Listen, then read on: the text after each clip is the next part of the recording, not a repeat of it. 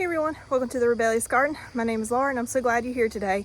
It is January the 4th or 5th. Can't keep up with the dates anymore, you know.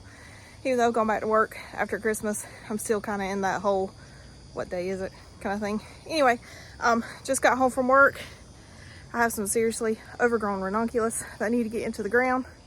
It's a full moon out, so we're gonna work really hard to get these beauties planted today. I'm not going to get everything done. It is getting dark out. It's dusk. It's 6 o'clock in the afternoon, so I'm going to get as many out as I can today. As you can see, the garden is still wrapped up. However, I have taken, my chicken fell over. I have taken the second layer of frost fabric off right before Christmas. We had a really cold snap, Arctic blast as they were calling it, and our temperatures got down into the single digits. Our wind chill was like at 1, and this frost fabric usually protects down to like single layer of Ag 19 has usually done pretty well down to like 28, 25, somewhere along in there. So I put the second layer up there and it protected everything. I had a few losses, but not many. And most of those were the ones that are like towards the edge of the wood where we were really cold, significantly below freezing for a couple of days. But everything else is doing well. My sweet peas are growing. I am toting you around one-handed, so bear with me. Now, right here in this patch, I did not, I'm gonna drop all my stuff that I have here, including my flashlight. Sorry about that. This particular section of frost fabric, oh, it lights quite nicely.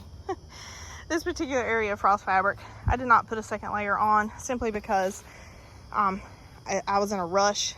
I had very limited time to get the rest of the garden covered up, and those are all flowers. So these are the radish that I planted. So I wasn't like too super stressed if these died in the freeze.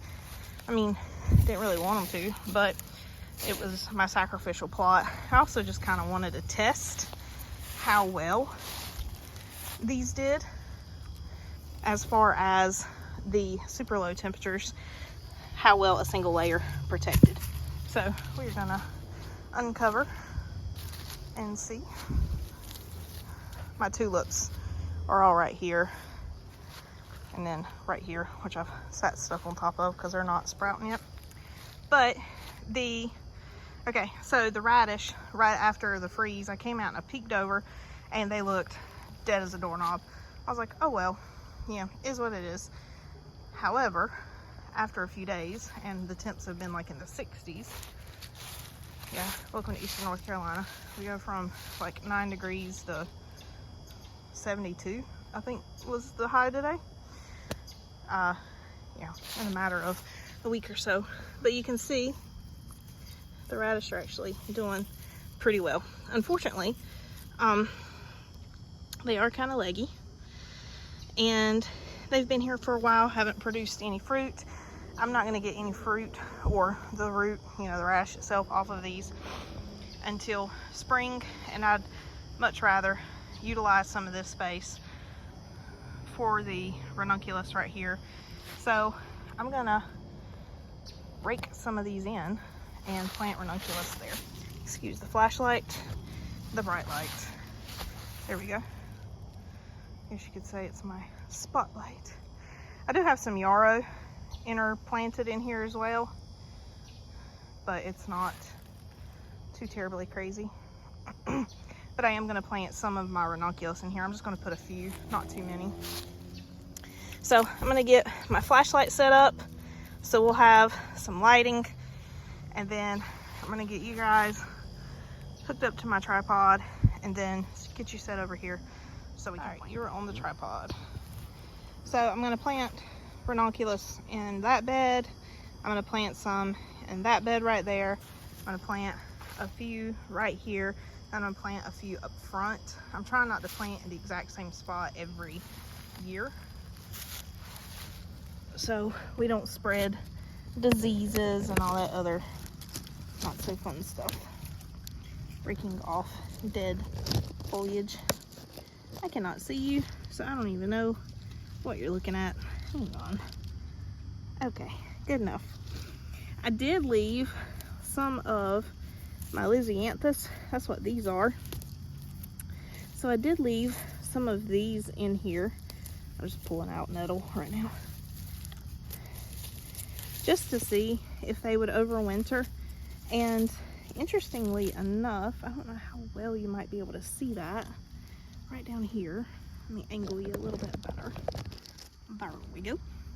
So the Lisianthus were doing really well until we had that frigid Arctic cold snap, and so it killed off the plant that was sticking up. However, if you look right here, we have new growth, and there's some right here to, I guess would be to your right. So I'm going to trim these off and just let this part grow.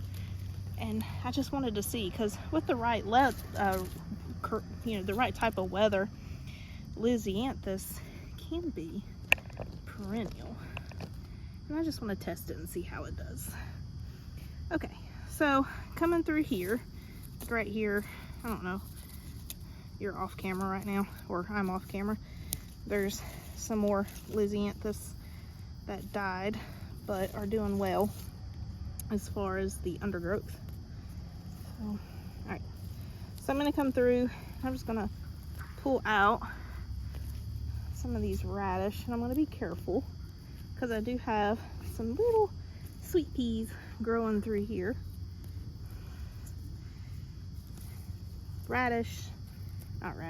Jeepers. Anemones and Ranunculus do not like a lot of weed pressure. So yeah, these aren't even really forming anything, so I'm not too hurt about pulling them. Like I said, I have yarrow, but the Redonculus and the anemones that I have, they're not fans of a lot of weed pressure. So I don't want to, because these are for cut flower production, I don't want them to be competing with the radish for nutrients and stuff in ground.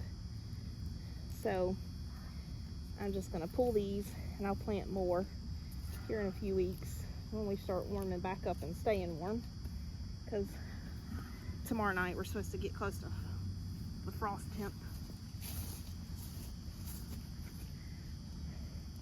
But looking at the grass behind over here, there are some dandelions popping up, like in bloom, which is pretty awesome. Alright, I think I got all of those.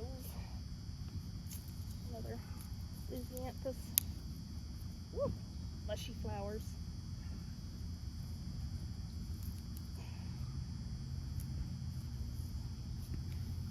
I tell you, when the nettle starts growing in, it comes in quick and fast. So you gotta stay on top of it.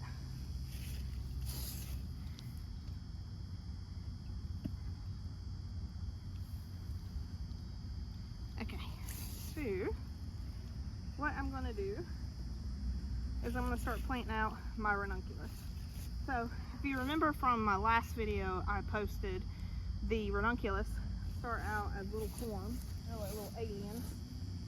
See if I can grab some. Trying to grab.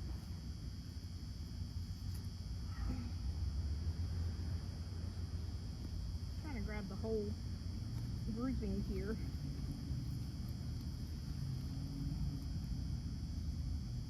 Because I had them labeled as to what they were, so I could keep up with it a little bit better this year. Okay, so from the last video, the Ranunculus corms look like little dried up octopus, and then you can kind of see a leg of it right here.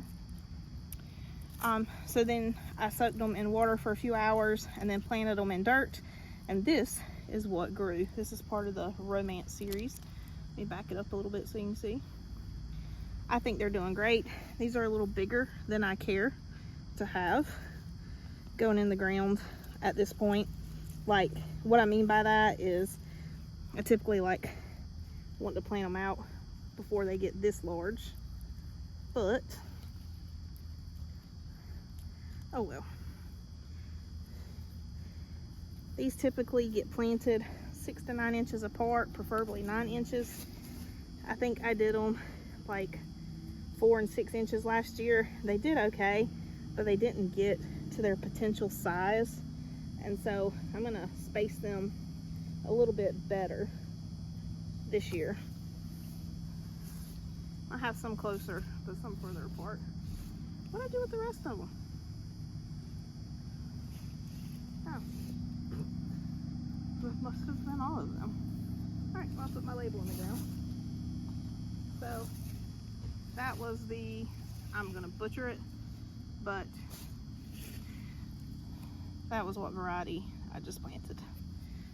So I'm going to put that little label right here. And we're going to move down the block here.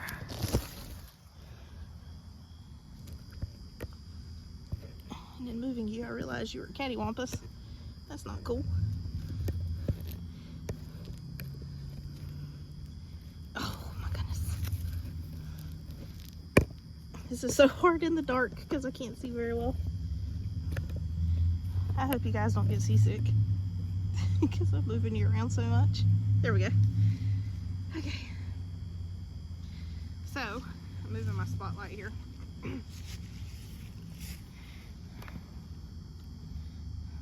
Alright, got my flashlight propped up. Gonna move you a little bit further forward in front of the Ranunculus. There we go. So, what I'm doing, I'm gonna grab these right here real quick. These have beautiful root growth. I'm very happy with them.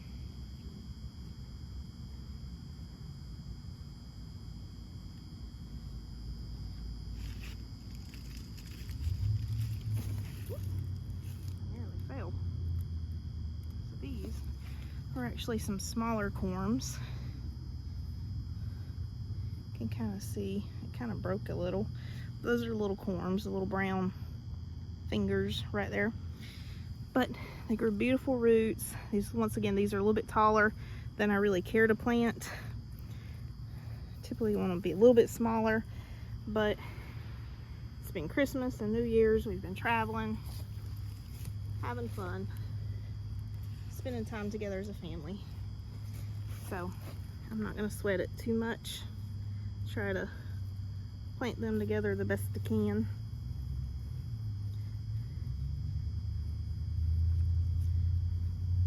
All I'm doing is just sticking them in the dirt, kind of stopping the dirt right there at the crown. Oh, that one you could see the little legs really good. Right in there. The little octopus. But I'm just sticking it into the ground up to the crown. So kind of where it's growing out at. Making sure that all the roots are underneath the dirt. And these guys I'll actually leave uncovered tonight, and then tomorrow I'll come out and cover them back up with the frost fabric because we're supposed to get close to freezing. And even though a light frost will not bother these as much, I really prefer to not take my chance with them and just have them covered. So yeah. Alright, I'm going to keep going down the row here. I'm going to break off this dead Lysianthus. And keep planting, move you up a little bit more. You see that green growth right there? So I just broke off dead Lysianthus. See if I can find it. So I just broke off the frozen straps, Lord, the frozen stems from it. But there's fresh green growth, so that plant will grow this summer. I'm excited. Lysianthus take forever to grow, so I'm excited to already have some in the ground, and I hope they survive the rest of the winter. Redonculus.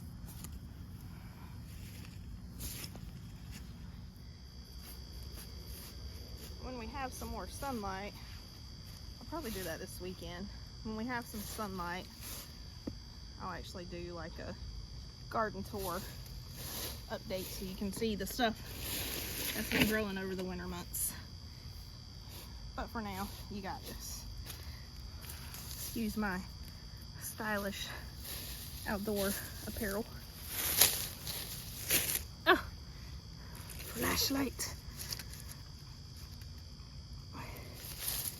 Right.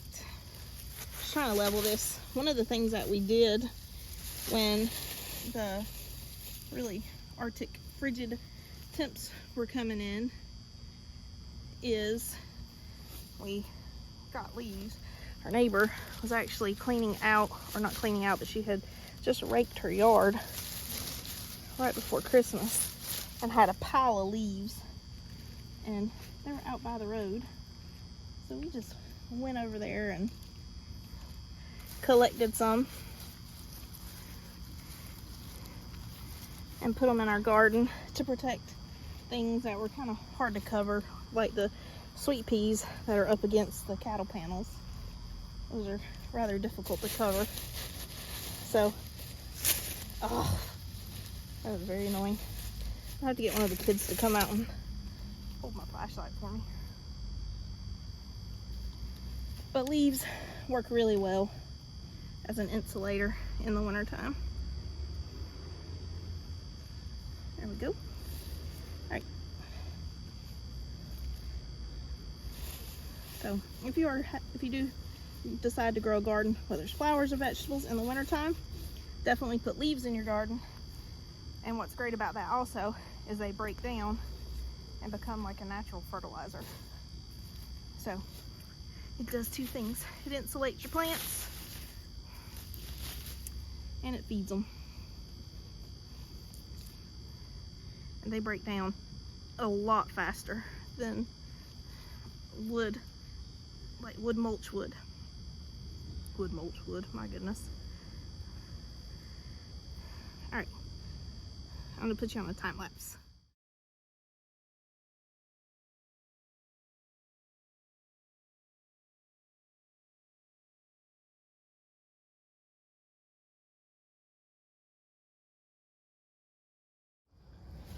Okay, these Redonculus are planted.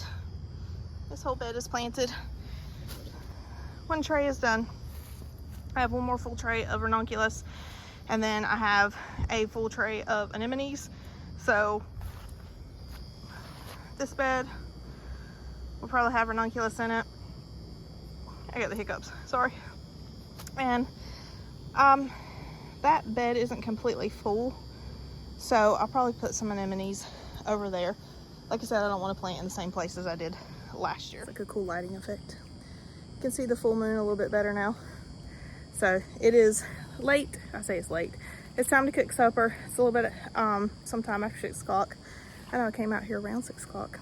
So I'm gonna go inside, cook supper, and then tomorrow I will come out, finish planting the Redonculus and the anemones, and I'll probably just post a picture on social media of that because you kind of got the gist.